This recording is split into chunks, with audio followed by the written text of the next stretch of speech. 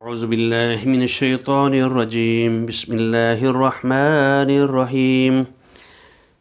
الحمد لله الذي أنزل على عبده الكتاب ولم يجعل له عوجا قيما لينذر بأسا شديدا من لدنه ويبشر المؤمنين الذين يعملون الصالحات أن لهم أجرا حسنا ماکثین فیہ عبدا۔ صدق اللہ العظیم۔ جس طرح کہ پہلے ہم اس سورت کا آغاز شروع کر چکے ہیں، اس کا مقصد یہ ہے کہ ہم ہر جمعے کو پڑھتے ہیں۔ ہر جمعے کو پڑھنے کا مقصد یہ ہے کہ جس طرح کہ حدیث میں ہے، ایک جمعے سے دوسرے جمعے تک بندے کے لیے نور ہوتا ہے اور اس میں انسان کے گھر میں بڑی برکت ہوتی ہے، اور ساتھ اس سورت کی فضیلت سکینت اترتی ہے۔ ایک صحابی یہ سورت کی تلاوت کر رہے تھے اور فرمایا کہ وہ آسمان سے ایک سکینت اتر رہی تھی، فرشتے اتر رہے تھے، بادلوں کا سایہ اس قسم کا تھا،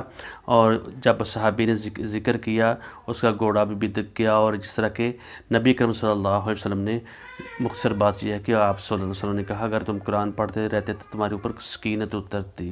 اور یہ اللہ تعالیٰ کی بڑی رحمت ہوتی ہے۔ اس سورت کو پڑھا کرو، اس کی بڑی فضیلت آئی ہے، اور اس کو پڑھنے کے مقصد یہ ہے کہ آدمی پڑھے اس سورت کو،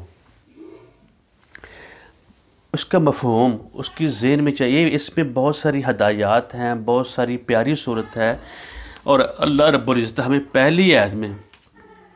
بتا رہے ہیں کہ یہ حمد جس طرح اللہ تعالیٰ کے لیے ہے، اور یہ وہ کتاب ہے جس میں کسی قسم کی ٹیڑھ نہیں ہے، اور اپنے پیارے جو بندہ اس کا ہے اللہ رب العزت کا، اس کے اوپر اللہ رب العزت نے اس کو اتارا ہے۔ یہ ہمیں سوچ لینا چاہیے، سمجھ لینا چاہیے، جو انسان کو اللہ رب العزت نے پیدا کی ہے اور اس کو انسانی جسم کے لیے معقولات، مشروبات اور اس کو زندگی گزارنے کے لیے زیب و زینت چاہیے، اس کو کھانے پینے کا سامان اس کو چاہیے ہوتا ہے، حیوانی جسم کے لیے تمام قسم کی آسائشیں اور ساری قسم کی چیزیں اس کو چاہیے ہوتی ہیں، اور اپنی اس کو اللہ تعالیٰ نے اس کے لیے اس میں ایک دماغ دیا ہے، حواس خمسہ دیے ہیں، اور عقل دی ہے۔ اس عقل کے ذریعے، اپنے فہم ادراک کے ذریعے، اپنی عقل کے ذریعے وہ بہت ساری چیزوں کو پا لیتا ہے۔ ساری چیزوں کے پانے کے بعد ملبوسات ہیں، اس کے مشروبات ہیں، اس کی زیب و زینت ہے، اور اس کی ایجادات ہے، اس کی ترقی ہے، متنوع قسم کے اس کے کھانے ہوتے ہیں، اس نے پہننا کیا ہے، اس نے دنیا میں عیاشی کس قسم کی کرنی ہے، وہ ساری سٹرگل انسان اپنے ذہن کے حساب سے جو اللہ تعالیٰ نے دیا ہوا اس کے ذریعے وہ کرتا ہے۔ ایک اللہ تعالیٰ نے اس کے اندر کچھ چیزیں ایسی ہیں جو اللہ رب العزت اس شخص سے اپنی عقل کے ذریعے اپنے خالق تک اس کو پتہ ہونا چاہیے میں کس طرح پہنچتا ہوں، مجھے میرا خالق کون ہے۔ انسان جو ہے اللہ تعالیٰ ایک تو اس کو یہ چیزیں دی، دوسرا اگر اس نے جاننا ہے، اپنی مرضی سے دنیا میں تو نہیں آیا، اپنی مرضی سے تو نہیں جائے گا، اس کا خالق ہے، اس کو پیدا کس نے کیا ہے، اس کو جاننے کے لیے وہ کن باتوں سے راضی ہوتا ہے، کن باتوں سے ناراض ہوتا ہے، میری زندگی کی حقیقت کیا ہے، میری ابتدا کیا ہے، میری انتہا کیا ہے، مجھے مارتا کون ہے، اور اسی طریقے سے اس کو جاننے کے لیے عالم برزخ کیا ہے، عالم غیب کیا ہے، روح کیا ہے، بعث بعد الموت کیا ہے، معاد کیا ہے، آخرت کیا ہے، جنت اور جہنم کیا ہے، اعمال کیا ہیں، یہ جاننے کے لیے کھانے پینے کی چیزوں کا اس کو پتہ ہے۔ کرونا آیا تو اس کو تو یہ پتہ ہے میرا بھوکا مر جاؤ گا، میرے بچے مر جائیں گے بھوکے، میرے لیے مشکلات ہیں، میرے یہ کام رہتے ہیں، اور اس کی سٹرگل کی وہ پہنچ جائے گا وہاں تک۔ لیکن جو اللہ تعالیٰ نے جس چیز کے لیے وما خلقت الجن والانس الا لیعبدون، اور اس کو اپنی عبادت کے لیے پیدا کیا، اور اس کے اپنے ایک بندے رسول بھیجے کہ میری عبادت کرنے کے طریقے ان کو سکھائیں، کتاب کے ذریعے سکھائیں، اور وہ ایسی کتاب دی جس میں کوئی ٹیڑھ نہیں ہے، اس میں کسی قسم میں شک نہیں ہے۔ اس بات پہ ہم پہلے بات کر چکے ہیں۔ قیماً سیدھی ہے، کیوں لینذر باسا شدیدا، تاکہ وہ ڈرائے آزمائش سے، وہ جنگ سے، من لدنہ جو اس کی طرف سے اللہ کے تعالیٰ کی طرف سے آئیں گی۔ اللہ تعالیٰ کی طرف سے جو اس کی طرف یہ چیزیں آئیں گی، قیما لینذر باسا شدیدا منہ، ان لوگوں کو ڈرائے جو اس کے اوپر عمل نہیں کرے۔ پہلے انذار کی بات آئی ہے کہ انسان کا آخری مقام کیا ہے، اس کی جنت جہنم کیا ہے، اس کا جس نے اس کو خالق نے پیدا کیا وہ کن چیزوں سے راضی ہوتا ہے، اور اس کے آخری جو اس کی جزا اور سزا اس کو ملنی ہے، اس کی روح کی توانائیاں کیا ہے، جنت اور جہنم کیا ہے، یہ چیز جاننے کے لیے اللہ تعالیٰ نے کتاب اتاری۔ کتاب کا کہا نا، میں نے الحمدللہ الذی سب کی سب تعریف کی، کل کا کل شکر اس ذات کے لیے ہے جس نے اتارا ہے علی عبدہ الکتاب، جس نے قرآن اتارا ہے، کتاب اتاری ہے اپنے بندے پر،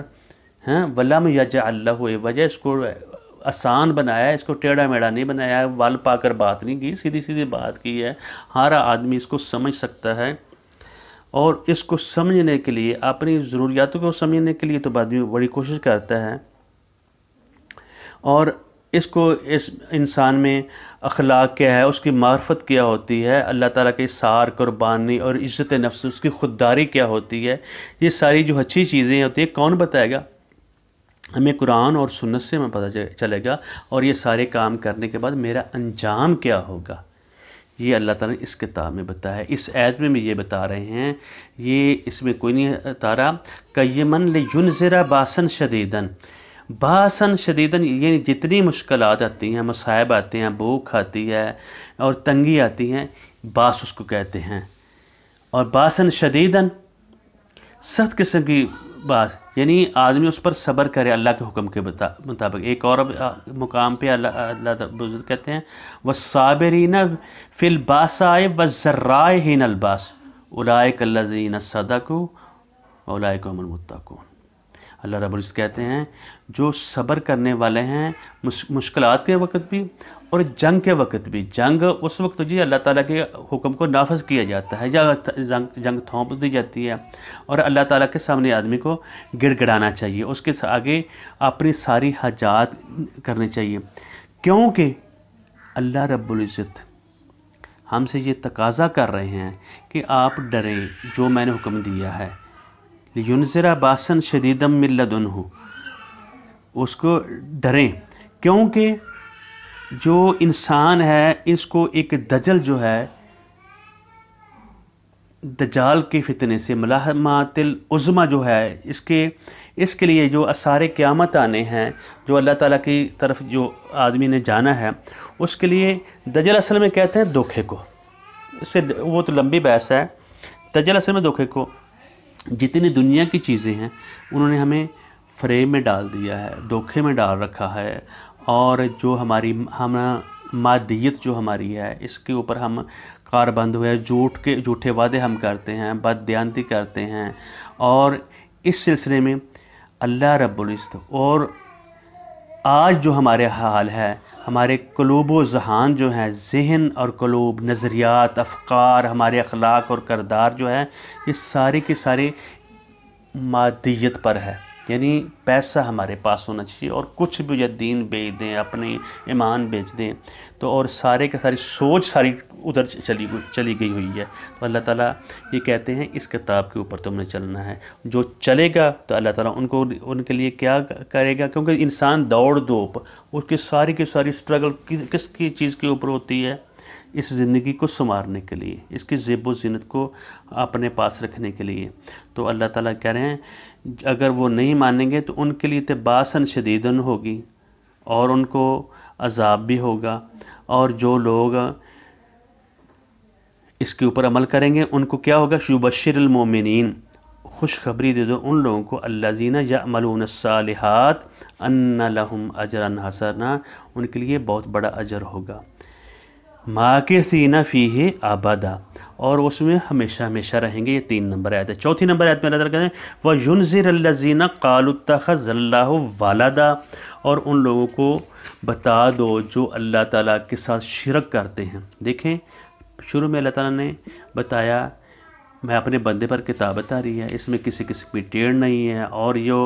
لوگ اس کو نہیں مانیں گا، جو میری طرف سے مصائب مشکلات آئیں گے اس کے اوپر عمل نہیں کرے گا تو ان کو پھر ڈرا دو، ان کا انجام کیا ہونے والا ہے، ٹھیک ہے۔ اور ان کے لیے بہت بڑی باسن شدید ہوگی، اس کو ان کو سزا سخت دی جائے گی۔ جو عمل کریں گے ان کو لیے یہ ہوگا اور ہمیشہ ہمیشہ رہیں گے۔ آگے یہ بات بتا دی، جو میرے ساتھ شرک کریں گے، خصوصاً وہ شرک جو کہیں گے اللہ نے بیٹا پکڑا ہوا ہے۔ یہ میں کو مختصر سا اس پہ بات کرتا ہوں کہ ینذر الذین قالوا اتخذ اللہ ولدا، عیسائی لوگ جو ہیں اور یہود نے جو کہا تھا جو عزیر ہیں وہ اللہ کے بیٹے ہیں، اور عیسائیوں نے تثلیث کا عقیدہ اختیار کر لیا، اور آج ہمارے لوگ بھی جو کہتے ہیں دوسرے لوگوں سے اللہ کے واحد کو ماننے کے بجائے دوسرے لوگوں سے حج تروائی مشکل شئی کرتے ہیں، اور ہمارا عقیدہ یہ ہونا چاہیے۔ اور مشرکین جو تھے وہ بھی کہتے تھے جو بیٹیاں ہیں اللہ تعالیٰ کی، جو فرشتے ہیں ان کو اللہ تعالیٰ کی بیٹیاں گردانتے تھے اور مشکل حالات میں تھے، اور جو اللہ تعالیٰ نے بیت اللہ ان کو دیا تھا، جو اللہ تعالیٰ کا گھر تھا، اس میں بت ہی بت انہوں نے رکھے تھے، ہر بت کے ان سے مختلف قسم کی حاجات مانگتے تھے۔ اور جو بندہ یہ عقیدہ رکھے گا، جو اس قسم کی سوچ ان کی ہوگی، وہ بچ جائیں اس چیز سے۔ جن لوگوں نے یہ بات کہی ان کی عذاب، ان کو سزا، جن لوگوں نے شرک کیا ہے ان کو بہت سخت عذاب ہوگا۔ کیوں؟ ما لہم بہ من علم ولا لآبائہم، اور وہ جو